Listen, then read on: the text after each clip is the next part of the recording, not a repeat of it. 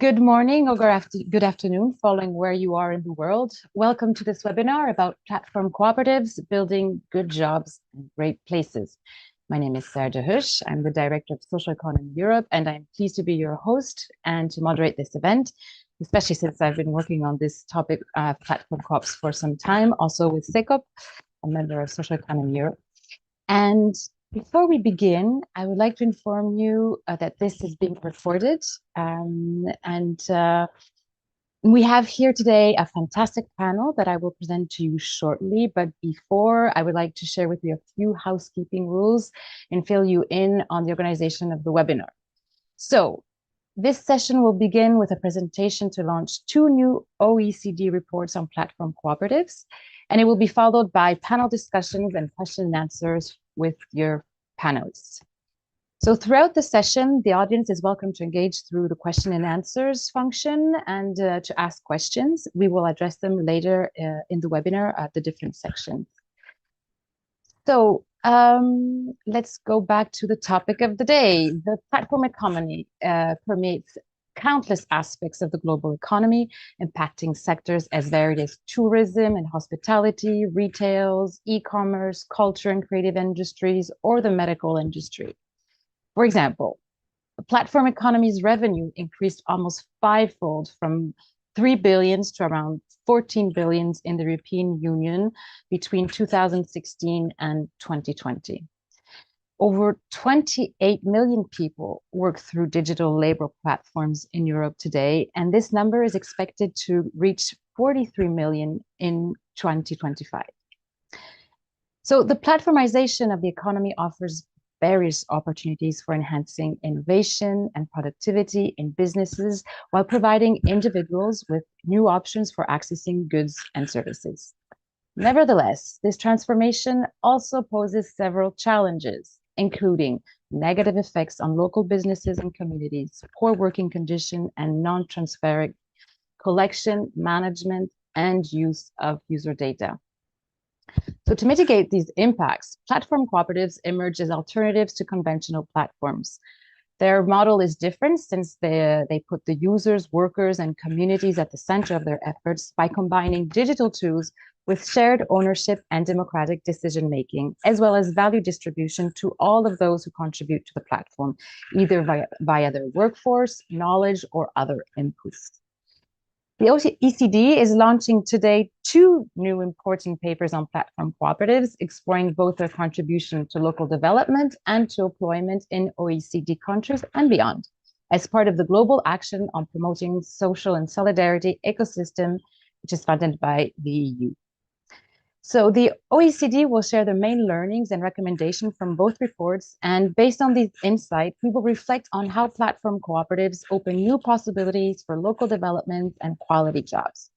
We are happy to take up questions for the panelists and OECD and hope you will find this webinar useful and insightful. So to start, I now invite Amal Chevreau, policy analyst at OECD, to deliver the presentation of the 2 new OECD reports on platform co-ops. You have 10 minutes, Amal, and I will say 1 when you have 1 minute left. Go ahead. Thank you so much, Sarah. Thank you so much. And good to keep track of time. Okay, so I'm going to try to set the scene for 2 new OECD papers on platform cooperatives. The first one exploring their contribution to local development, and the second one exploring how they can make working conditions better. Before starting to set the scene, I would like to acknowledge the whole team, the entire OECD team, and external contributors to this work. Some of the team is here, Daniel Bayram, and other people have left the OECD, Julie Raipens in particular, who has brought a huge contribution to both these papers.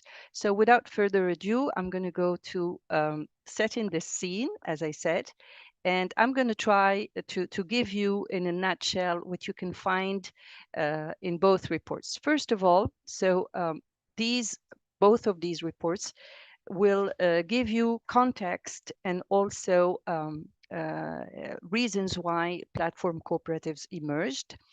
The reports also provide a wide variety of potential benefits and contributions of platform cooperatives to local employment and better working conditions.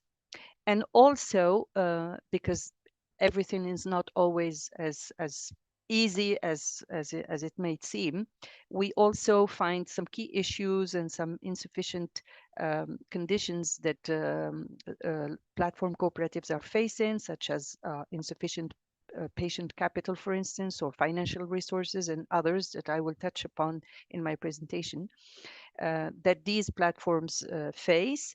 And we finish both papers with policy orientations and how policymakers can help spur the expansion of platform cooperatives in different contexts. So, what are and why and how did platform cooperatives emerge? So this is a topic in itself, and actually in both papers, we've tried to explain how the platform cooperative movement emerged. Actually, it emerged in the late 2000 in reaction to the shortcomings of both the sharing and the gig economy, while building on the benefits of the free and open software movement and also on the long-standing tradition of the cooperative movement. So the sharing economy introduced the idea that consumers granting temporary access to, for instance, underutilized physical assets, such as, for instance, a car or a house, while the gig economy shifted away from traditional long-term employer-employee relationship towards a temporary basis and through independent contract work. So while these approaches have introduced a lot of opportunities for people, and they led also the ground for the development of online platforms from the sharing and the gig economy, but they also raised multiple concerns, as Sarah said in her introduction. For example, for local development, some of these platforms can negatively affect local businesses by introducing, for instance, dependence to online platforms, as well as leading to a decrease of offline activity and local availability of goods and services. They may also have negative impacts on local quality of life, for example, by reducing housing opportunities through tourism rentals in places facing housing shortages. So in a nutshell, they can really have very negative consequences on the development of communities. And in terms of employment and job quality in digital labor platforms, several platform external workers in particular, although sharing the specificities with employees, are in many cases classified as self-employed or independent contractors. And this situation leads to them missing out or limiting their entitlement to social protection rights, for instance, including health coverage and pension benefits. So moving on to what are platform coops and their different types. In this context, platform coops emerged, and nowadays the term platform cooperatives or a platform coop refers to cooperatives that are directly owned and managed by their members and that use websites or mobile applications to sell goods and or services. So there needs to be two fundamental elements to identify a platform coop, which are, first of all, the presence of a digital interface to intermediate either the exchange of goods or services or the provision of work. And the second is principles of democratic ownership and control. While they might offer similar services to conventional or traditional platforms through digital tools, for instance, they operate differently because they addressing as a priority the needs of their members. And their members could include workers, users, customers, institutional partners such as businesses and public administrations. And all of these stakeholders have control over the platform cooperatives and the digital tool mainly. Now, for the different types of cooperatives, of platform cooperatives, in general, they can be classified in four types of institution of cooperatives. Sorry, the consumer cooperatives, worker cooperatives, producer cooperatives, and multi-stakeholder cooperatives. So, in a nutshell, consumer platform cooperatives are owned and managed by consumers. By the way, they're all owned, all these types are owned and managed by their members, but their members could differ based on the type of cooperative that we are speaking about. So if it's a consumer platform coop, so it's owned and managed by consumers. And in this case, for instance, members pool resources to form, for instance, in the case of data, a trust controlled by its members. And we have a lot of examples. For instance, the MeData.coop in Switzerland, which was created by a number of stakeholders who actively contribute, for instance, to medical research and clinical studies by granting selective access to their personal data. And they may even become members of the cooperative and thereby control it. Producer cooperatives, for instance, are owned and managed by producers of goods and services, and in this case, members pool resources and benefit from network effects without necessarily collaborating in the design and marketing of the products. And I can give an example, for instance, the example in Canada of Stocksy United, which is a platform coop that specializes in visuals and in culture and creative industries. While they offer various membership types, the vast majority, 97%, are producers of content. And Stocksy United has almost 1,800 artists and contributors from all over the world, from basically more than 70 countries. You have also worker platform cooperatives, and these are owned and managed by workers. And 1 minute. Sorry. And of course, one of the examples is Up and Go from the US. I'm going to go very quickly here because I have no choice. As you can see from this slide, we have gathered here the many contributions that platform coops can make, either to local development and to better working conditions. I will just give you some as hints. For instance, for better working conditions, they give workers a voice, better earnings. We have evidence here, and you can find many examples in the paper about that, flexible working hours and so on. And for local development, it's mainly maintaining value locally and serving in priority communities.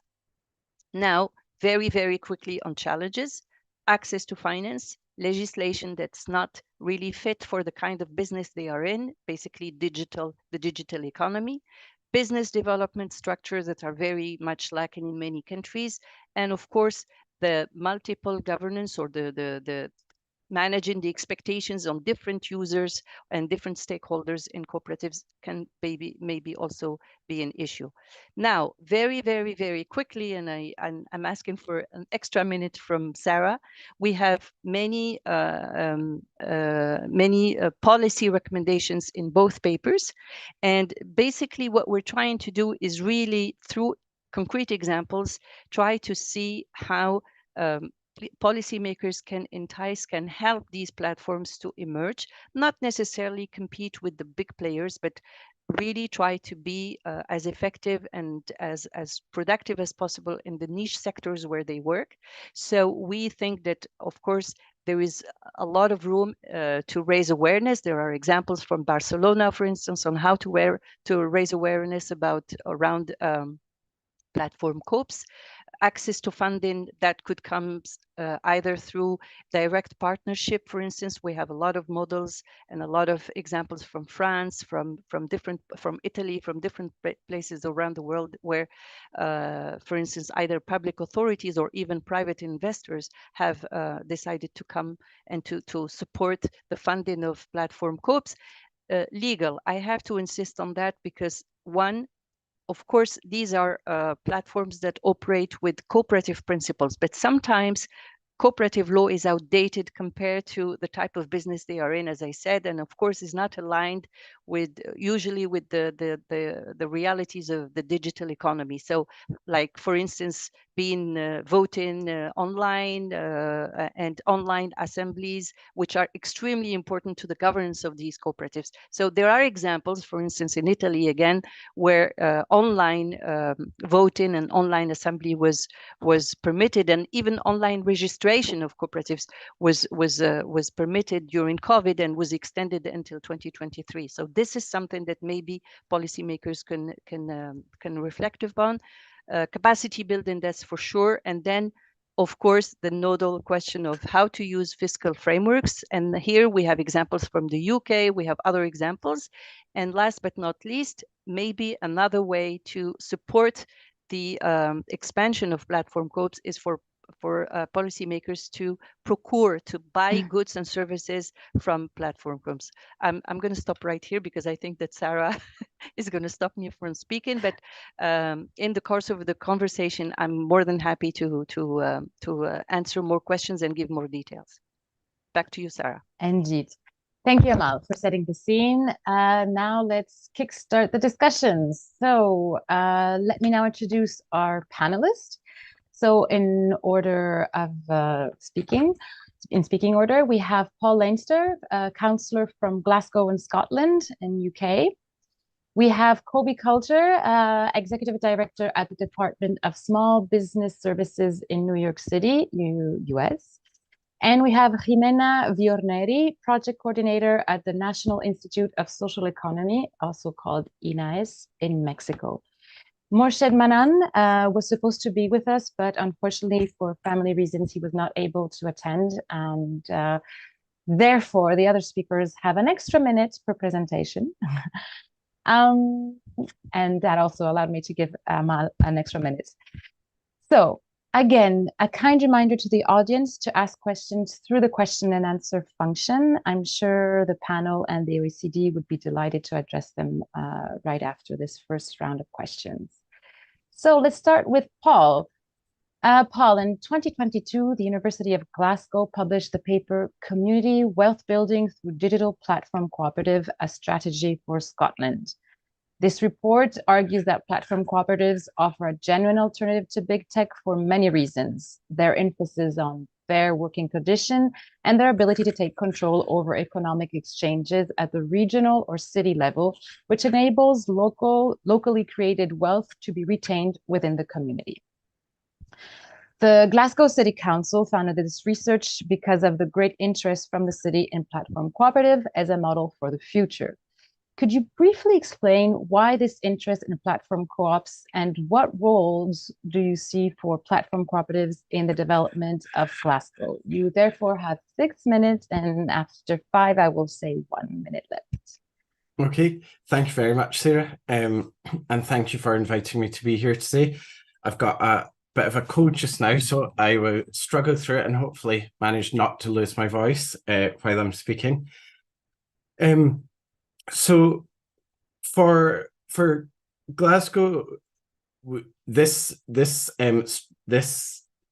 study that you mentioned, which was published by the University of Glasgow, it essentially provides a blueprint for how we can go forward as a city, and probably more than that, as at a regional level and at a national level as well, ensuring that platform cooperatives are at the heart of our economy and at the heart of the inclusive economy which we're seeking to achieve in Glasgow and in Scotland as a whole. A lot of the recommendations in this report are achievable for us as a city, but some of them would require that wider effort at perhaps a national government level. And it's certainly something that I'll be doing over the time that I'm in this role, is working at a national level with the Scottish Government to try to enact this as widely as possible and try to make sure that as many people as possible have the opportunity to take part in this opportunity we've been given to create a better economy.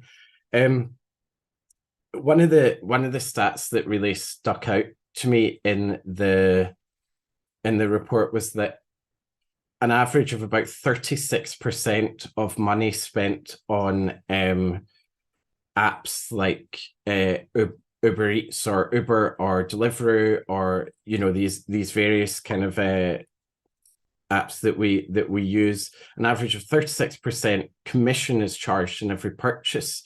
So that's restaurants in my neighborhood, in my ward that I represent in the city. That's over a third of the money which is spent there, which doesn't go to the restaurants, it doesn't go to the city, it doesn't go to the communities, and that's going obviously instead to big faceless corporations, venture capitalist funders, some of the more unsavory kind of tech bosses that we unfortunately see popping up in the news all the time. And this just doesn't fit in with this kind of economy that we want in Glasgow. And so much of the work that we're doing right now is about trying to ensure we have the most inclusive possible city economy in order to give our citizens the best possible opportunity to have a share in it and to equalize our population. Glasgow is quite well known for the levels of poverty that we have, of inequality, which kind of historically go back to the deindustrialization which happened in the 1970s and 80s, and the sort of intergenerational poverty that's come out of that. And while a lot of good work is going on right now to reduce that, and in the last few years it has dramatically declined, but our economy still doesn't work for enough of the people in the city, and these changes can't happen overnight. But so much of our focus is so accurately and minutely sort of directed on reducing inequality. One of the big things that we're working on right now is our digital strategy for the next 5 years. That's going to be launched in January. And at the heart of that is our core values for a digital Glasgow. And that's based on a number of different kind of pieces of work which have gone on elsewhere, work by the Cities Coalition for Digital Rights, for example, whose conference I had the pleasure of attending last week. UN Habitat as well have been working on these on the concept of digital rights and what they mean in the in the economy, in the rapidly kind of digitizing economy and society that we live in. And in Glasgow, what we've done as part of our digital strategy is we've created our own set of Glasgow-specific digital rights. And I'll obviously not go through all of them, but 2 of those are ensuring that that it's participative and empowering, and that it's collaborative and in partnership when we're working, when we're ensuring that our citizens' digital rights are embedded in the work that we do. And these collaborative partnership working, participative, empowering work, these are so crucial for reducing inequality, for giving our citizens buy-in into what we're doing as a council, but also what how we grow our economy, how we grow our city.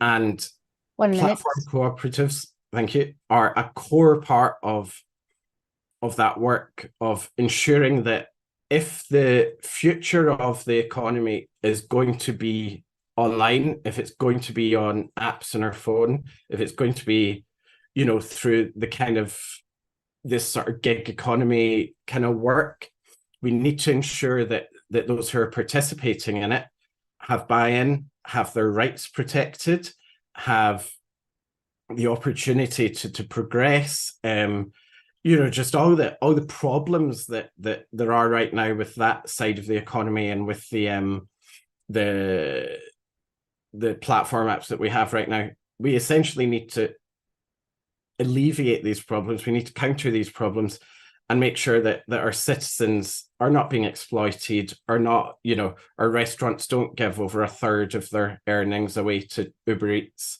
We need to make sure that as a city, we're doing everything we can to make sure our citizens can grow and participate and are empowered and are working in partnership with each other, with the council, and with the economy as a whole. Thank you, Paul. I think that's a good conclusion. I will now give the floor to Kobe Coulter. He was joining us from the Big Apple, New York. Kobe, the New York City Department of Small Businesses and Services seeks to create economic security for New Yorkers, connecting them to goods, jobs, and creating stronger businesses. For example, you have the Worker Cooperative Business Development Initiative, which has helped establish and grow worker cooperatives for over 8 years. Could you briefly elaborate what motivates you to adopt this initiative, the type of support you provide, and the four main benefits of the program, please? Sure. Thank you, Sarah. So hi, everyone. The New York City Department of Small Business Services obviously is a city agency within the broader New York City government, which I'd say over the past 10 years has had a mission to support all New Yorkers in accessing economic opportunity. And that's kind of where our agency drives in terms of interacting with small business owners and entrepreneurs to help those that have been left out of the economy historically to access opportunity to establish businesses. So in that same mindset, the Worker Cooperative Business Development Initiative was established actually through a local law that our city council passed in 2015. And the idea was to support a network of 12 organizations that were already developing worker cooperatives around the city.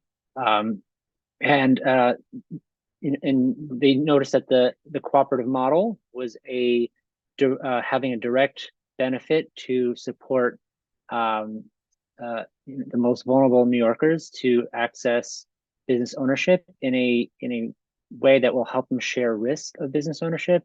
And we've seen this being with the majority of the worker owners in the worker co-ops in New York City being women, people of color, or immigrants. And we've noticed that this has been a really great gateway to help them access not only business ownership, but also secure jobs and economic mobility as well. We've seen several successes through the program where over the past 8+ years, we've had over 200 worker cooperatives created. And because of the way the economy has been working, naturally, a number of platform cooperatives have been developed as well. That includes the Drivers Cooperative, which is essentially a ride-hailing platform that all the drivers are co-op members. But then there's Up and Go, which is a platform that helps. It's a platform cooperative that actually connects those seeking cleaning services, connecting them to other cleaning cooperatives that are around the city. Through that platform, we also have the US's first franchise cooperative called Brightly, and there's actually several branches around the city. They're a cleaning cooperative. And then another good example is Ampled, which is a platform cooperative that supports musicians and artists to do direct marketing with their fans through social media.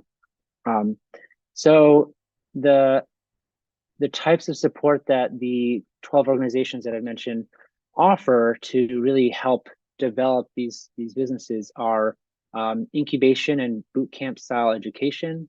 They help to convert existing businesses actually into cooperatives. So they work with traditional owners that are thinking about exiting their business or just want to have more of a equal opportunity for all their employees to sell their their business to their employees. And also they help support existing worker-owned businesses to grow and flourish here in the city. There's four different areas where they support in that. So there's the educational services, which really help anyone looking to start a cooperative or operating cooperative understand the business fundamentals, understand how to do governance in terms of running a cooperative, making those democratic decisions, and also thinking about market viability. How do you think about competition? Then there's also technical assistance that goes along with those educational services, where they're providing a little more long-term one-on-one assistance to provide legal services like legal paperwork, drafting governance documents, conducting governance meetings. How do you do that? How do you make those decisions?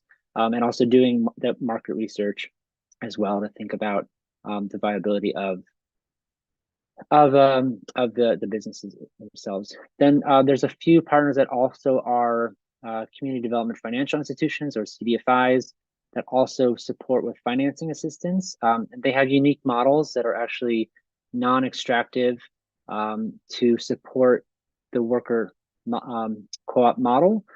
In one organization, the Working World, they work actually not only in New York City, but globally. They have a non-extractive model where they are supporting worker co-ops to develop and convert traditional businesses into worker co-ops as well. 1 minute. And they provide loans that essentially will not have to be paid until the co-op is profitable.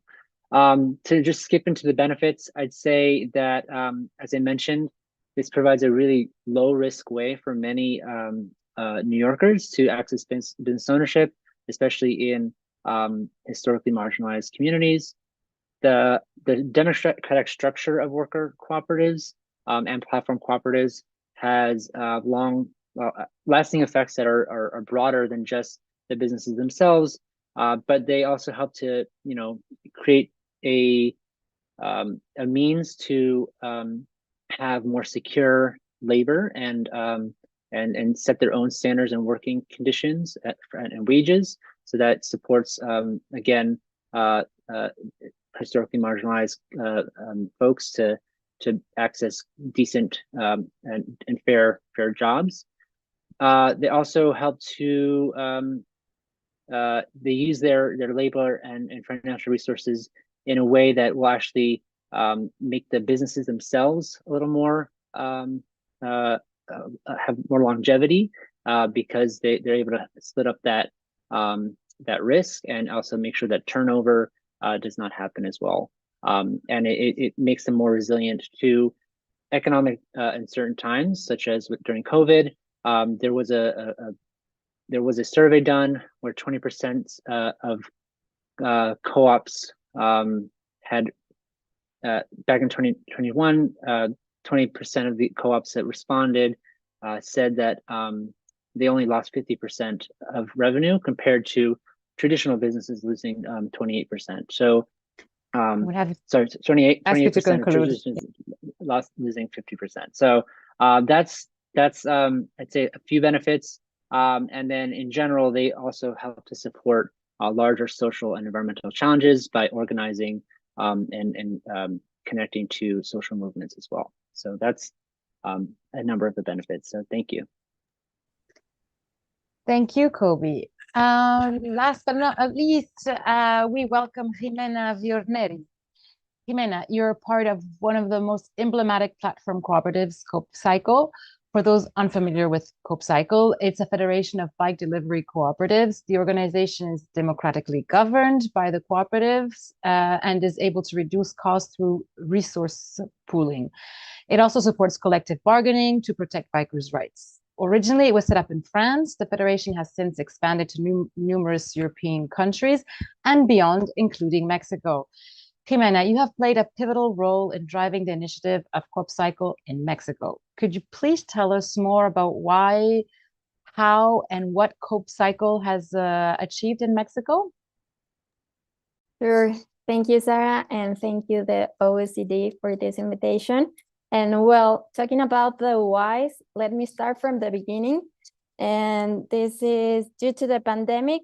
Between 2020 and 2021, Mexican economy suffered a severe blow, having a labor poverty rate near to 41%, which means that more than 52 million of people earn less than $3 per day for their works.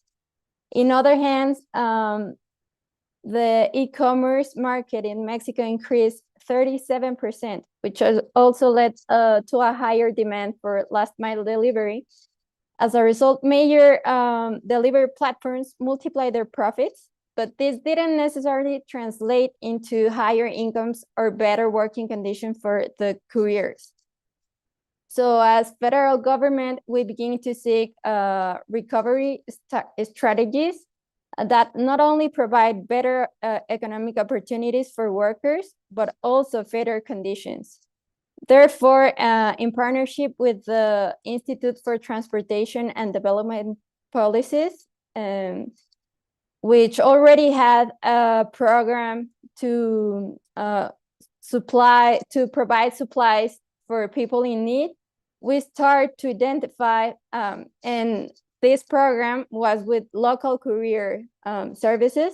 So by this program, we start to identify some opportunities in this sector, being the lack of technology and digitalization one of the most significant challenges. So these were the foundation to let us develop a project that will help bicycle courier services to have digital and business tools to improve their service and their delivery process.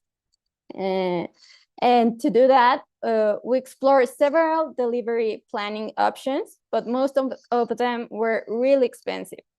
For this reason, CoopCycle emerged as the most viable solution, meeting all the desired aspects that the project was looking for because of this social justice that they have been working. So the only situation that we faced at that time was that the couriers need to be constituted as cooperatives, but this was also a great opportunity. Now, talking about a little bit of how to support all this process, it was necessary to involve more than 14 stakeholders that were specialists in different topics. And our main goal as INAES was not only legally constitute these COOPs, it was foster genuine cooperative members, people who really understand, live, and work according to the principles and values of social economy. And to achieve this, we focused the project on 3 fundamental areas. The first one was business development under principles and values of social economy. And for this aspect, we had a 6-month training process where they had more than 130 hours of lectures about finance, innovation, team building, marketing, gender, and many other topics. And the second one was adaptation and implementation of the digital platform to the Mexican context.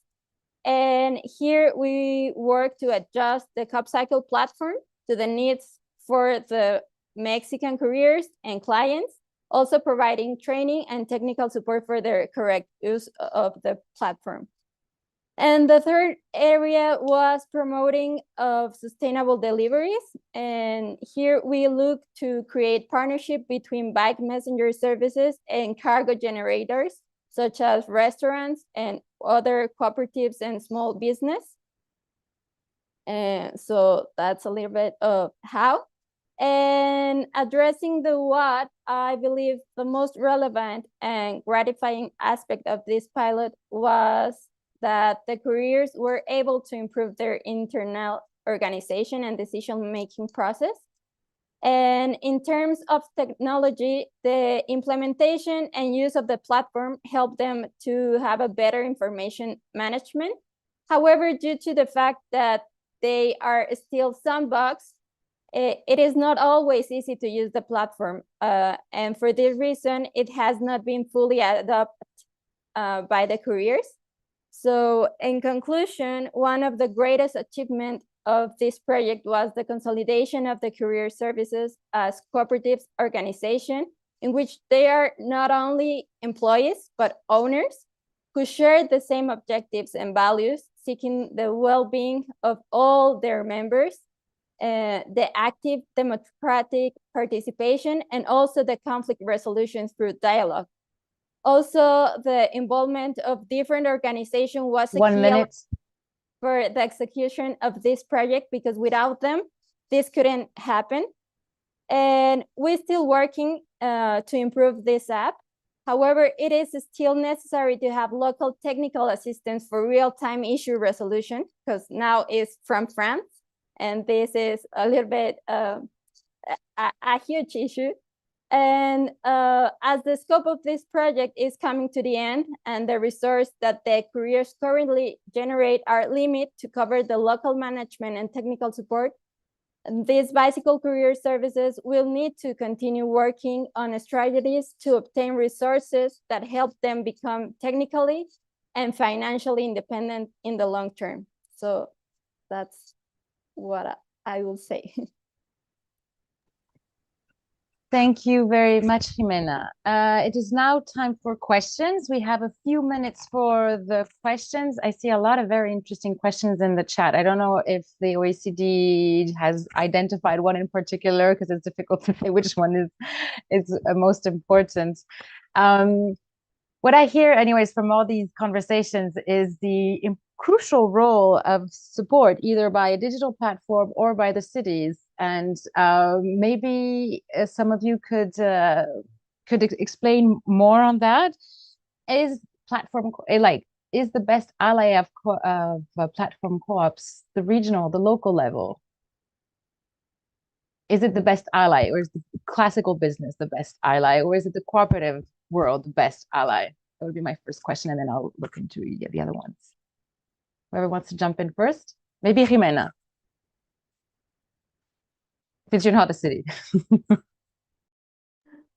Yes, I think they're really important. The local actors who can be involved, they're really important, but also in a higher level, they need support. And also in this new market, I'm talking about Mexico, because this is something really new. So I think the participation of many actors from different levels and different specialists, I think they are really, really important to develop this kind of projects. I would not say that only the locals. I would say a huge amount of participants and actors and stakeholders. Yes, I would say.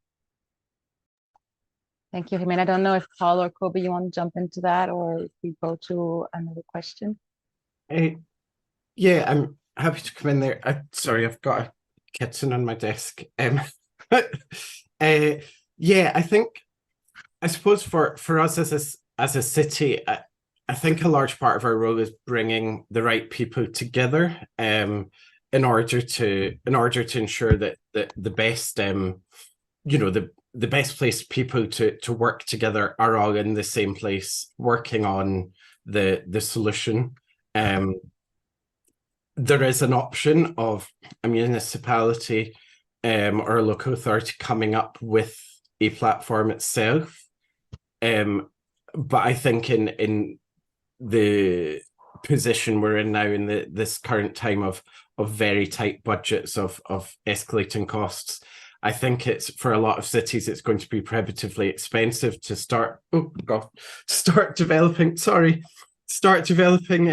platforms. So I think largely it has to be, we have to provide that sort of facilitation role of making sure that everyone comes together to make sure that we're all working together to achieve the same thing. Yeah, I'd go off of what Paul was saying as well. I think from the city's perspective, we're able to step in to support I mean, for New York City, we were able to step in and support and provide the funding to build the capacity in organizations that were already doing this work. And I think that is a big plus. And we've seen a lot of good results from that. The organizations themselves, they're the ones working on the ground. They're the ones that know the co-ops the best.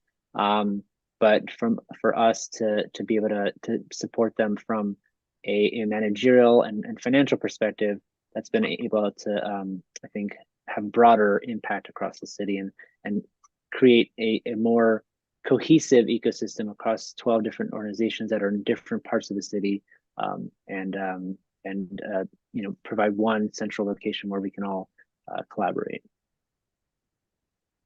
Perhaps if I can just jump in with a very small comment, is that sometimes I think the solutions can come from both the national and subnational level, because if we think, for instance, of the legal challenges that these platforms are facing, usually these are national laws that apply, and platform coops have to comply with basically cooperative law, for instance, or laws that are voted at the national level, except maybe perhaps in federal states where the subnational level can legislate as well. So I think that the contribution of both levels is equally important, but we have seen through the research that in many cases it's sometimes just the subnational level initiates cooperations and partnerships with such platforms, and then when it grows and it becomes something, sizable, then sometimes the national level says, well, okay, there's something happening, at the local level, and we need to look into it.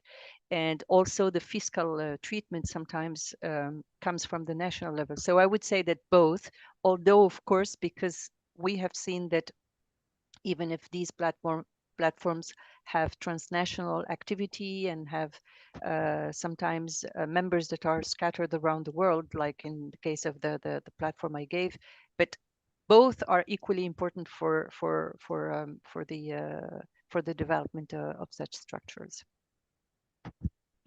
Thank you. Well, we'll go back to a second round of questions to the panel. Paul, how is Glasgow City Council planning to support platform co-ops in the future? What are like 3 recommendations you could share with other city town halls interested in platform cooperatives? You have 4, and I'll tell you when 3 minutes are up. Perfect, thank you. And again, I will try to work through this question with a very needy kitten jumping about. So I think at a very fundamental level, we need to invest in our young people. We need to educate our young people. Glasgow recently featured in the Resonance Consultancy list of top 100 cities. Glasgow featured at 61, which was a big increase in the previous year. And one of the major points that was raised was how educated our population is. We came out, I think, at number 8 of 100 in terms of education levels in our population. Overall, at 61, we were between Montreal and Shanghai, I think. And these sort of rankings are based on really sort of in-depth analysis of our economy, of our quality of life, of our nightlife. Even we're commended for our nightlife, actually. So one of the major things is ensuring that we have that kind of homegrown talent here to come up through our education system and then start working in these industries. It's also an issue ensuring that people stay in Glasgow, but that's perhaps a separate issue that I won't get into today. One of the other things is that we need to make sure that we have the facilities here to bring about these sort of this work. So we have investment zones, we've got tech incubators, and there's more coming as well. And this investment in our technology sector is vital for ensuring that it's growing and it's thriving, and that the work that has to be done is being done here. We currently have two very, very successful investment zones, and a lot of the work that's going on there is these sort of tech incubators and hubs, which, you know, out of which a lot of really good work is happening. Everyone knows the sort of app and website Skyscanner, which is essentially the biggest homegrown tech success to come out of Scotland. 1 minute. And that's and while it's not a cooperative, it's a sign of the work that's going on here. So what we need to do is channel that energy more into into ensuring that what we're doing is inclusive and cooperative. And finally, we need to embed community empowerment as a principle in everything that we do. And there's a lot of work that we're doing on that, including things like participatory budgeting. We're currently undertaking an exercise where £1 million is being spent in all of each of the 23 wards across the city. And that's being chosen, the priorities for that are being chosen by the citizens in these areas. So we're quite far ahead in our sort of community empowerment and community consultation and our participatory budgeting kind of work. So if we embed that as a principle, then it's going to help the sort of tech and digital sector to be part of that empowering economy that we're creating. Thank you very much, Paul. Now I'll go to Kobe. From your perspective, how can support programs help platform cooperatives scale? And also, how can these programs be replicated in other cities or countries? Same thing, 4 minutes. I'll tell you after 3. Sure, thanks. So I think there's a couple of ways to do that.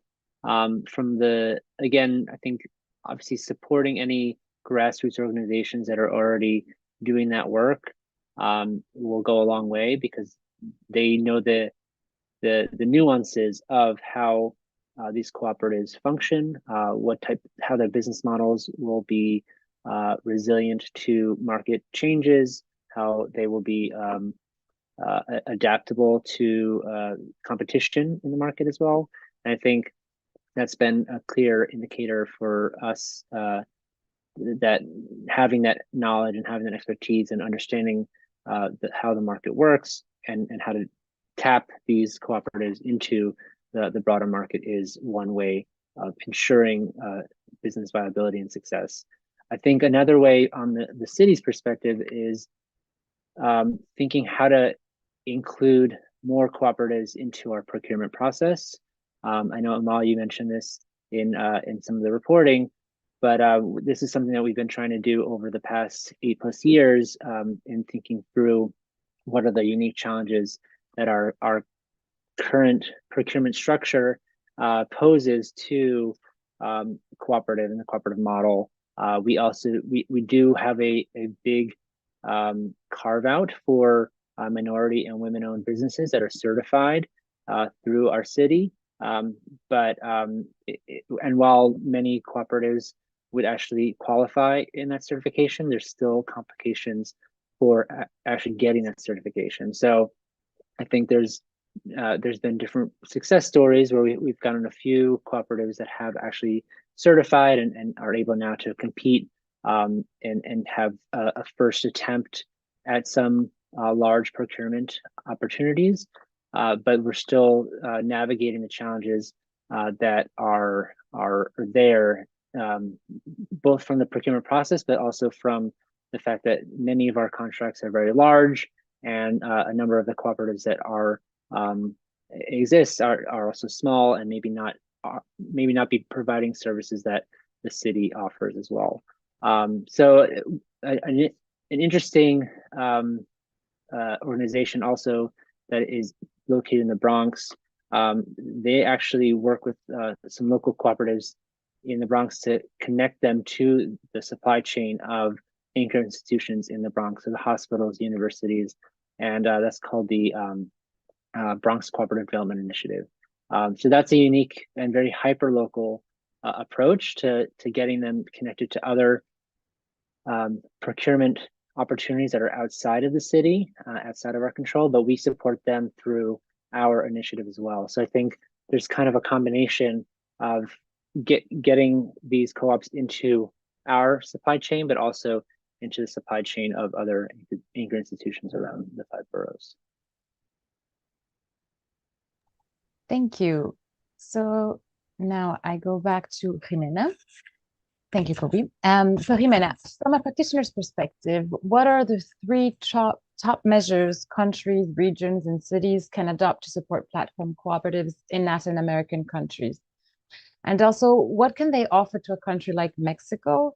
And do you see a role for them to move people from informal to formal jobs? Well, of course, I think this is a really good opportunity to change from the informal to a formal job. And what the Latin American needs. Well, I think the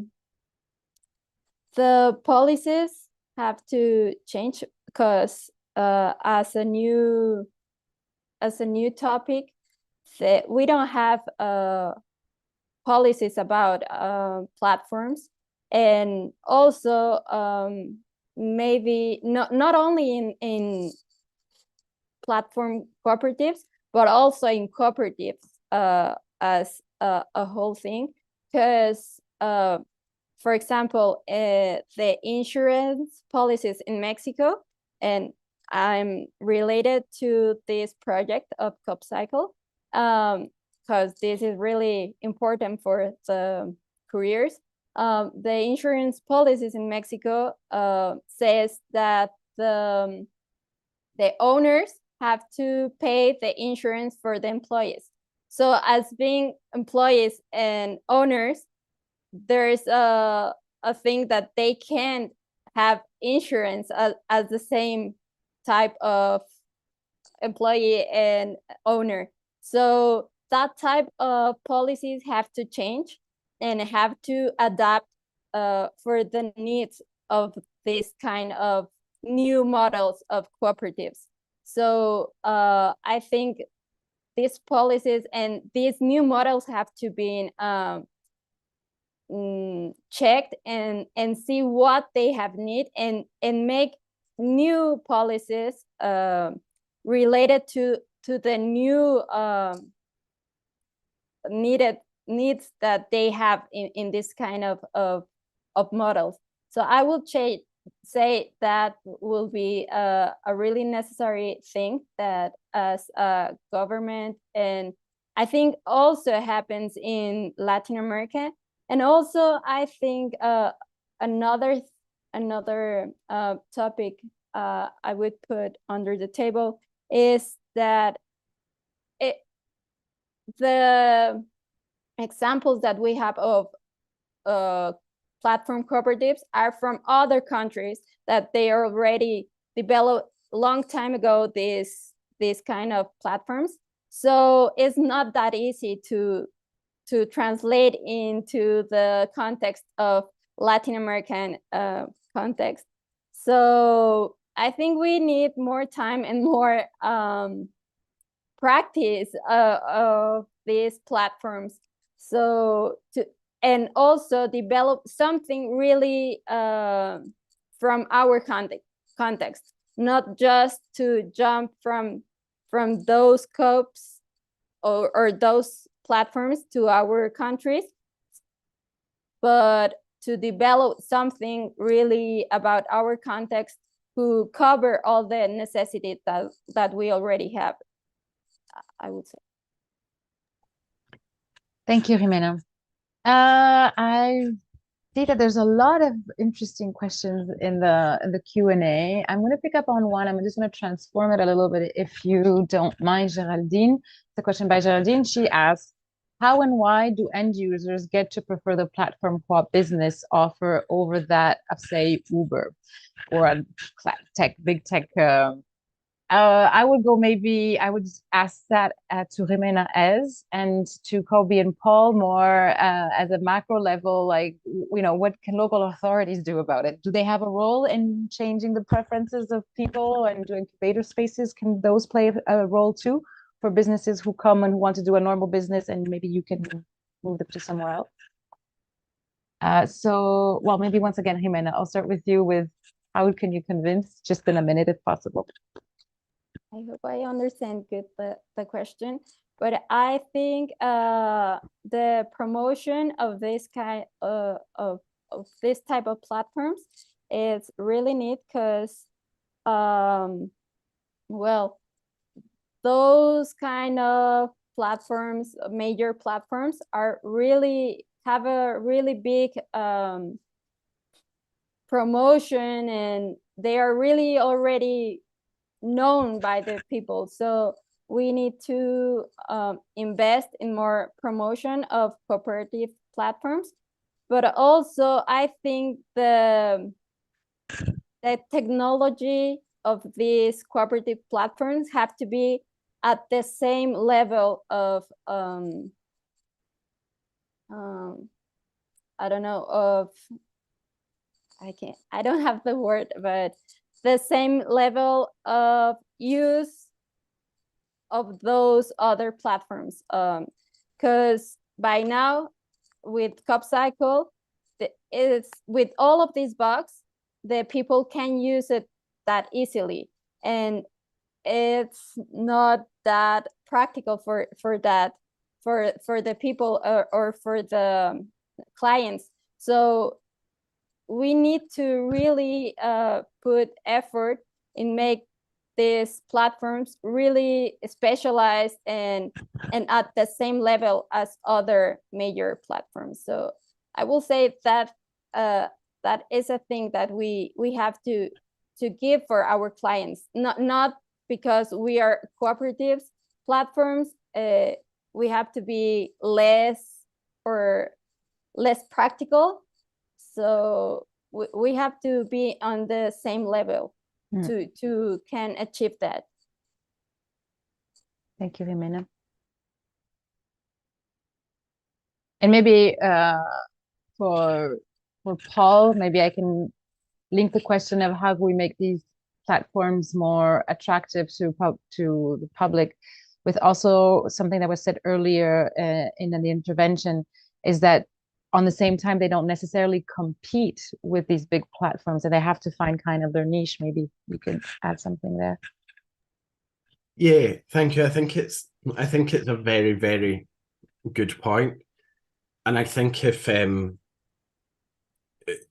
some businesses can be relied on to want to take part in a social good, but not all can, obviously. And, why would, for example, McDonald's choose to take part in a cooperative platform when they could use Uber Eats and make more money out of it? And that's obviously something that, that has to be addressed and has to be overcome. I do think that one option could be having a sort of one-stop shop platform for many of the services that we access as citizens. In Glasgow, we have an app where you can pay for your parking through it. And I suppose that the fact that exists already is a platform which we already use. We put in our information, we use Apple Pay or whatever to pay for the service. And so by using platforms like that, which already exist, which could be developed to have sort of add-ons and various different aspects that developers could customize, we could ensure that it's ultimately, the goal would be that the default is that you go to your whatever Glasgow City Council one-stop shop app to pay for your parking, maybe to pay for your I don't know,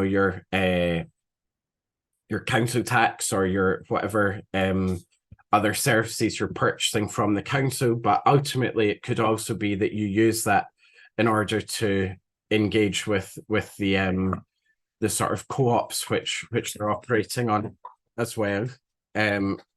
So yeah, it's certainly not easy, but I think that's one way that it could be quite effective. Thank you. And Kobe, to you, maybe we can push more on the question about how can we make these interesting for SMEs? Yeah, I think that's a good question. Yeah, I think in order to get wider adaptability. So just from our perspective, like the city of New York is very limited in being able to broadcast support for one business over another. So I mean, there's different ways that we can, and I imagine other municipalities might have similar restrictions, but I think for connecting, just broadcasting the benefits of these cooperatives platforms over maybe what the broader market has available. So the social benefits that these platform cooperatives have could speak more to consumer needs and consumer wants.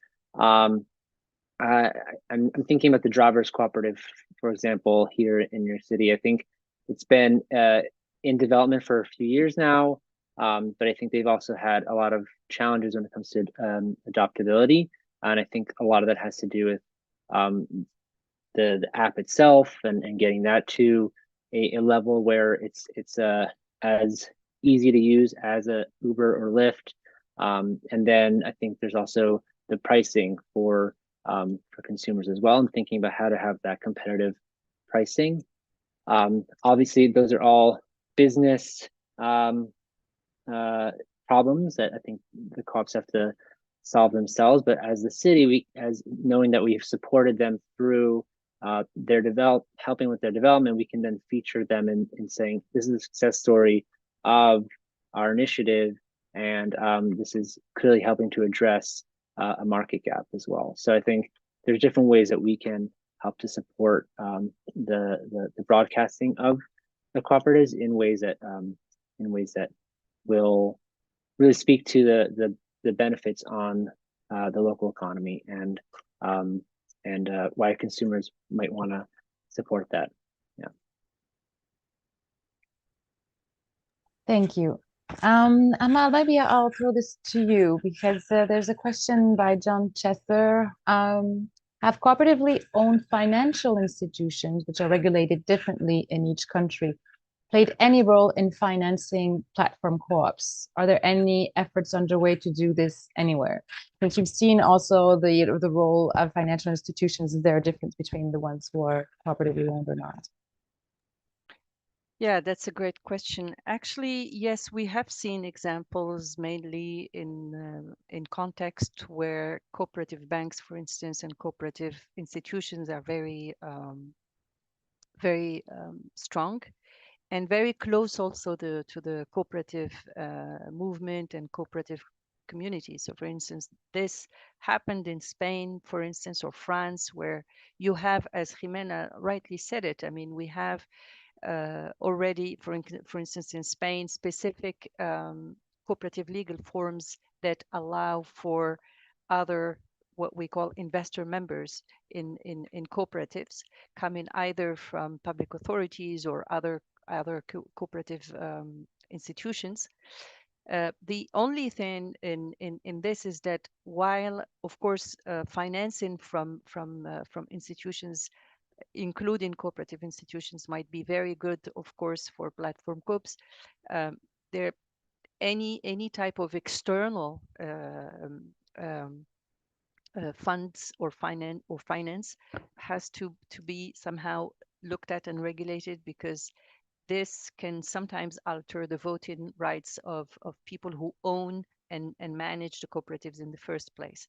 So in places where this is allowed, and this is one of actually the recommendations in the papers, is to, in some countries where this is not even allowed, we need to have investors in platform cooperatives or in cooperatives full stop to do it, but to do it while keeping in mind limitations on voting powers and on also how these external funders, when they come with funds, really keep upholding the principles and the governance system of cooperatives.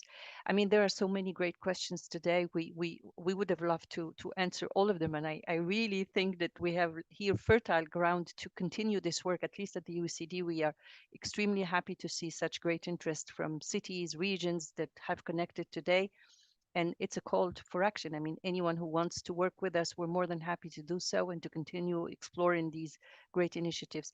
I just wanted to touch upon one last point, if you allow me, Sarah, is that um, at the end of the day, this is about not positioning these platforms vis-a-vis the big ones. Of course, the big ones are already there, and they have their own niche and everything. And as we explained, and as we all know, basically that a lot of these this movement came as an alternative to tackle certain very important issues. Data, for instance, what do we do with the user, with user data? What do we do with the money? How do we treat workers inside these cooperatives? What do we do to the community? I think what's the message from that we have to keep in mind is that, first of all, these cooperatives have a very big concern towards the community. And this is from Morshed, actually. I wanted to share this element, and I think it's very strong to keep in mind that most of these platforms have a concern for the community. They want to solve a specific issue or to fix a problem in the community. That's why they're basically created. The second thing is that they wanted to, by addressing, for instance, the delivery issue. I mean, most of these cooperatives, when they started, they started in the delivery sector, but also you have them, as Kobe would say, for instance, with the taxi drivers, with the domestic workers, with migrants, in different types of countries. In different countries, they really targeted specific groups who didn't have a voice at the workplace or didn't have much voice at the workplace. So this is also a way to give a little voice to workers. And last but not least, because they are different, because of their governance model is different, they have started to, and in some countries it's easier than others. And again, I'm really fully aware, and I agree with Jimena, this has to stick to context. It has to come out of specific context. There are models out there that maybe countries, regions, and cities could look at. For instance, in France, we have what we call cooperatives of employment and activity, where you have the people who join such cooperatives, they have their own entrepreneurial projects, but they're salaried as well. And this helps them, and this answers the question that came up many times in the chat around how do we give full coverage for insurance, for social protection and pension rights to workers, to people who work for cooperatives. So these are specific models which innovate in employment, the employment relationship, because at the basis, at the ground, at the foundation of such structures, you have something called the principle, the owner employee principle. People are employed, and this is something difficult to understand sometimes, but people who are members, at least in certain types of cooperatives, are employed but also owners. So it gives them a double hat, and they can decide what to do and how to work, if they want to stay self-employed, if they want to be employees, and so on. So these are different possibilities that we still need to explore, and we would like to continue exploring that in our work. And thank you. Thank you, Amal. Well, I must say this was a fascinating panel, and it was very frustrating to have to keep time and interrupt you. But maybe we'll have another opportunity to continue. So on behalf of the OECD Social Economy and Innovation team, but also on as a moderator, I would like to warmly thank the panelists for your input, for the rich discussion, as well as the audience for their questions. And as Amal said, we're really sorry we couldn't address them all, but maybe we'll have other opportunities. And so thank you, and maybe see you at another event, and enjoy the weekend. Bye.